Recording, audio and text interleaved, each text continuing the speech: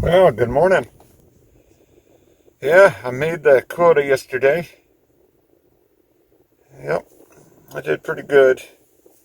I didn't make 1,200 bucks, but considering I had 2 half days and 2 days off from Uber to make that, that's okay.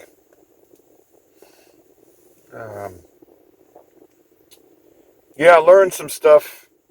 I guess it's a federal rule that loaners have to look at your AGI when determining your income. So I guess that is also a negative if you're really the master of using deductions, like myself, because then you have a good credit score. Um, I have a 786, um, so, but it's not the right time anyways. But still, it's good to think about for like 3 years down the road. Um, could have put. And then I used a rule of thumb. I guess it's not a rule of thumb of like 10% every 10,000. So I am thinking that I should be able to make 50 grand this year or more. I mean, I'm 3 years ago I made 67,000. The way that I'm going now this year, I think I can match that because I'm averaging about 1,000 a week, 1,000 to 1,200 a week. So that would be about 55 or so. So 10%. So yeah, I'm gonna definitely bank. Yeah, I'm gonna bank the 6 grand.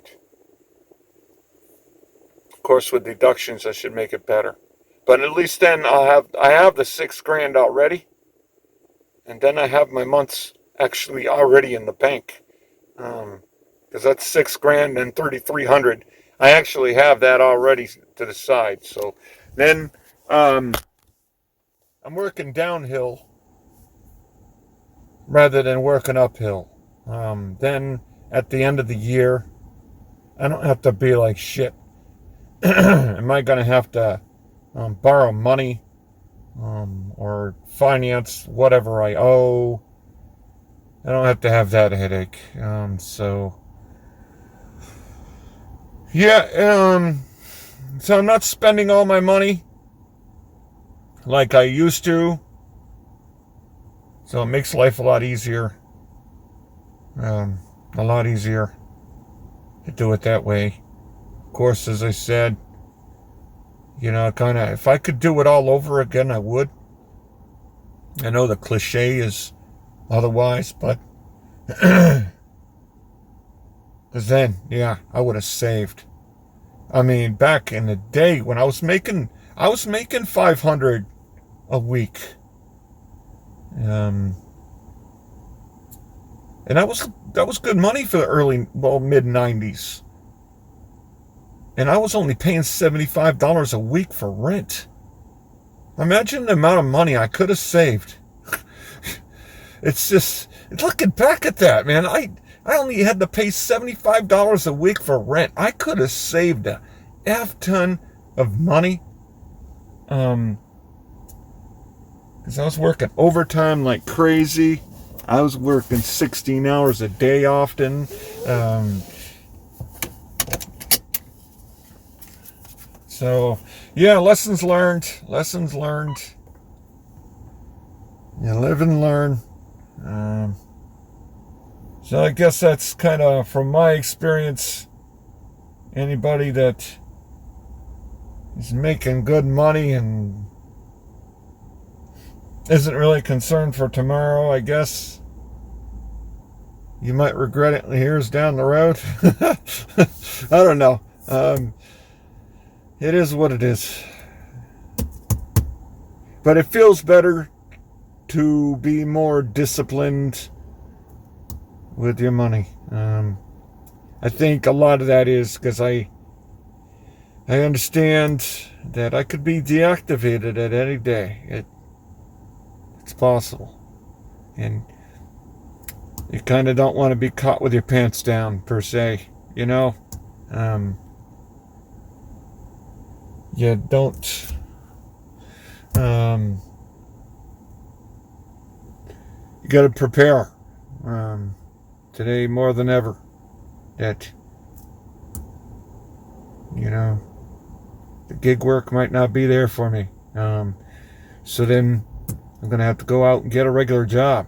And probably not going to be able to make the money that I'm making doing this. So you got to be prepared. So yeah, minimizing my debts. That's what I'm doing. I'm doing the method of paying my debts on time. And what I'm going to pay, when I'm going to pay it off, I'm putting it in my savings. So then I'm going to pay it off all at once that way. Do it that way. That's the way I'm doing it. So then, hopefully in 3 years' time, I'll be zeroed out with debt. That's what my plan is. So it's good to have goals. Goals are important. So it is what it is. So today, hopefully, I'll be able to make the money. I don't know. I hope you guys are making the money too. I wish you guys success.